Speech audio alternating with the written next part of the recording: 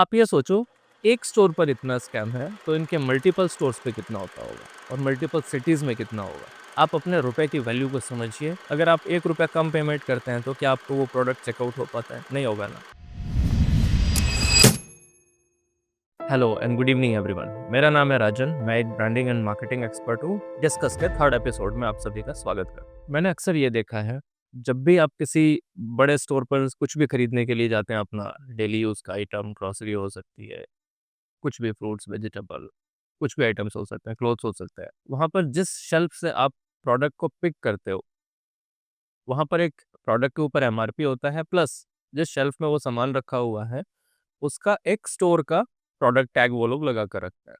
अक्सर ये देखा गया है कि जब आप कुछ चीज़ें खरीदते हो, अब 1-2 चीज़ें तो आप खरीदोगे नहीं, वहाँ से मल्टीपल 10, 15, 20 आइटम्स खरीदते हो। तो किसी 1 या 2 में जितने भी प्राइस का वहाँ पर टैग स्टोर ने लगाया हुआ है, ध्यान से सुनिएगा, जितने भी प्राइस टैग स्टोर ने वहाँ पर लगाया हुआ है, इसके काफ़ी स्ट्रॉन्ग चांसेस होते हैं कि बिलिंग के टाइम पर आपको उससे डिफरेंस अमाउंट चार्ज किया जाए।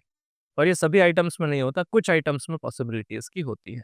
मैंने पर्सनली एक्सपीरियंस किया है इसको, इसीलिए हाइलाइट कर रहा हूँ। अगर एक प्रोडक्ट का वैल्यू एक्स है, तो x plus ₹10, x plus ₹5, x plus ₹20 इस तरीके से एक्स्ट्रा चार्ज किया गया है बिलिंग में। बिल होने के बाद जो रिफंड का प्रोसेस होता है, अगर आप उनको पूछते हैं कि मुझे मेरे पैसे रिफंड चाहिए, ज़्यादातर लोग नहीं पूछते, इग्नोर कर देते हैं कि चलो ₹10, ₹5 में क्या जाता है। पर ये नहीं करना चाहिए इग्नोर। अगर आपने देखा है तो उसको इग्नोर ना करें यार, क्योंकि वो आपके पैसे हैं। स्टोर के आपसे अगर आप किसी प्रोडक्ट का प्राइस ₹100 है और अगर आप उसको बोलते हैं मैं 95 पे करता हूँ, तो क्या वो आपको अलाउ करेंगे? नहीं करेंगे ना। एक ऐसा ही रीसेंट इंसिडेंट मेरे साथ हुआ जो मैं आपके साथ शेयर करना चाहता हूँ। बहुत बड़े बिज़नेसमैन का स्टोर है हमारे यहाँ पे, हमारे देश के टॉप बिज़नेसमैन्स में से एक हैं वो। वहाँ पर गया मैं, एक चीज़ परचेज़ की और भी साथ में 7-8 चीज़ें परचेज़ की।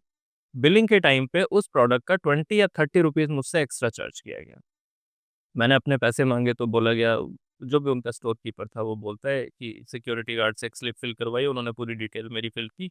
उसके बाद वो बोलता है अब ये प्रोडक्ट हम आपको बेचेंगे ही नहीं, आपको आपका पूरा पैसा रिफंड करते हैं। मैंने पूछा ऐसा क्यों कर रहे हो आप? मुझे तो ये चाहिए इसीलिए मैंने लिया है ना? तो वो बोलते हैं कि नहीं हम बेच ही नहीं सकते, क्योंकि वहाँ पर जो प्राइस लगा हुआ है वो ओल्ड प्राइस है। अब यहाँ पर ओल्ड प्राइस किसने लगाया? मैंने तो नहीं लगाया उनके स्टोर में, ये उनकी गलती है, उनको एक्सेप्ट करना चाहिए था। और ये कहाँ की समझदारी है? आप अपनी पर्सनल दुकान तो चला नहीं रहे हो वहाँ पे, जो आप ये बोल दो कि मुझे नहीं बेचना ये प्रोडक्ट। आप एक बड़े ब्रांड के साथ काम कर रहे हो, आप वहाँ पर एम्प्लॉयड हो, है ना? तो इस तरीके की चीज़ें तो शोभा देती नहीं है कि आप ये बोल रहे हो कि मुझे ये सेल ही नहीं करना है। जैसे एक लोकल शॉपकीपर बोल देता है कि भई मुझे सेल नहीं करना है ये प्रोडक्ट।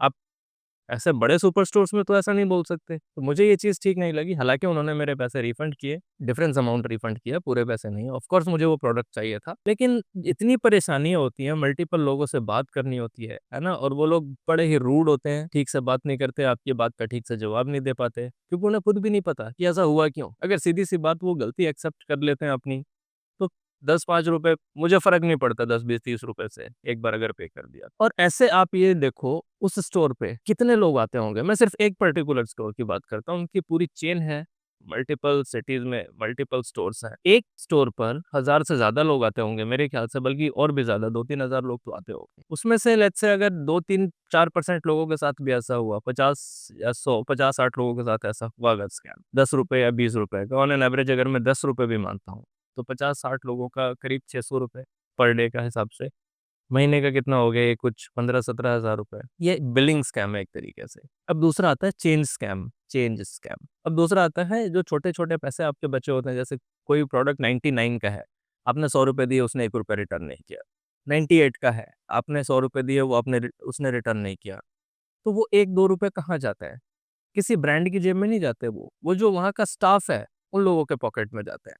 क्योंकि शाम को तो इन्होंने पूरा अकाउंट टैली करके, अगर सेल है मान लीजिए 15 लाख रुपए की, तो 15 लाख ₹1 एक्स्ट्रा नहीं देते ये लोग, 15 लाख पूरा देते हैं, है ना? और ये कैश ट्रांज़ैक्शंस में ही होता है, क्योंकि ऑनलाइन जब आप पे करते हैं कार्ड से या यूपीआई से, तो आप एक-एक पैसा पूरा पे करते हैं, ना कम करते हैं, ना ज़्यादा करते हैं। कैश के ट्रांज़ैक्शन में इस तरीके के बहुत इश्यूज़ होते हैं। आप ये सोचो, एक स्टोर पर इतना स्कैम है, तो इनके मल्टीपल स्टोर्स पे कितना होता होगा और मल्टीपल सिटीज़ में कितना होगा?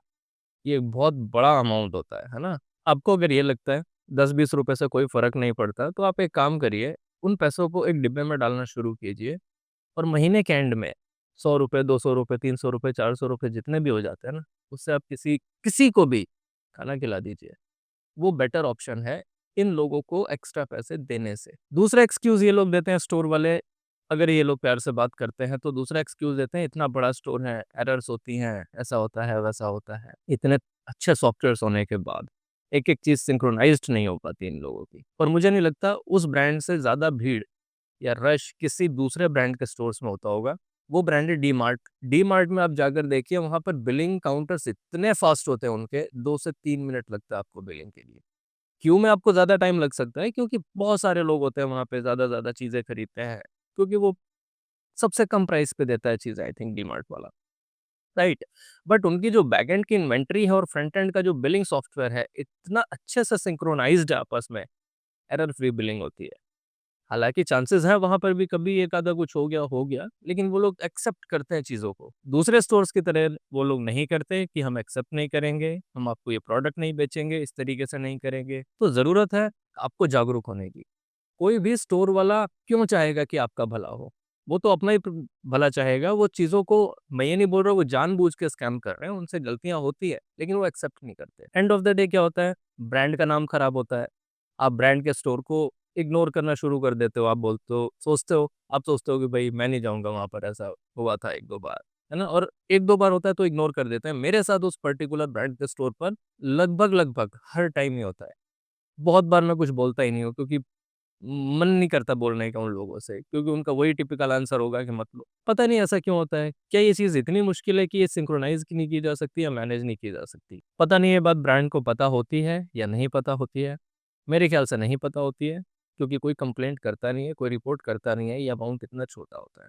तो इस एपिसोड में ये बातें डिस्कस करने का मेरा इंटेंशन सिर्फ़ इतना था कि आप हमेशा जागरूक रहें, जब भी कुछ खरीदने जाएँ, 1 मिनट लगता है, अपने बिल को देखें, उसमें अगर एक्स्ट्रा पैसे आपसे चार्ज किए गए हैं, तो आप अपनी आवाज़ ज़रूर उठाएँ। अगर छोटा अमाउंट है, तो आपकी कैपेसिटी अगर आप इग्नोर कर सकते हैं, कर दीजिए, पर मैं रिकमेंड नहीं करता कि आप अपना ₹1 भी इग्नोर करें। क्यों इग्नोर करें? कुछ भी खरीदते हैं ऑनलाइन, अगर आप ₹1 कम पेमेंट करते हैं, तो क्या आपको वो प्रोडक्ट चेकआउट हो पाता है? नहीं होगा ना। तो आप अपना ₹1 क्यों छोड़ रहे हैं? आप अपने रुपए की वैल्यू को समझिए, ये बहुत ज़रूरी होता है, एक-एक रुपया। आपके बैंक में अगर लाखों रुपए पड़े हैं ना, तो भी बैंक आपको ₹1 एक्स्ट्रा अर्निंग नहीं देता। उस अमाउंट पर जितना कैलकुलेटेड है, उतना ही आपको इंटरेस्ट पे करेगा।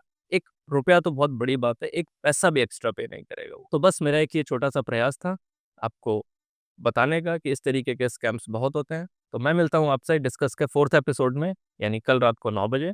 शुभ रात्रि, बाय-बाय।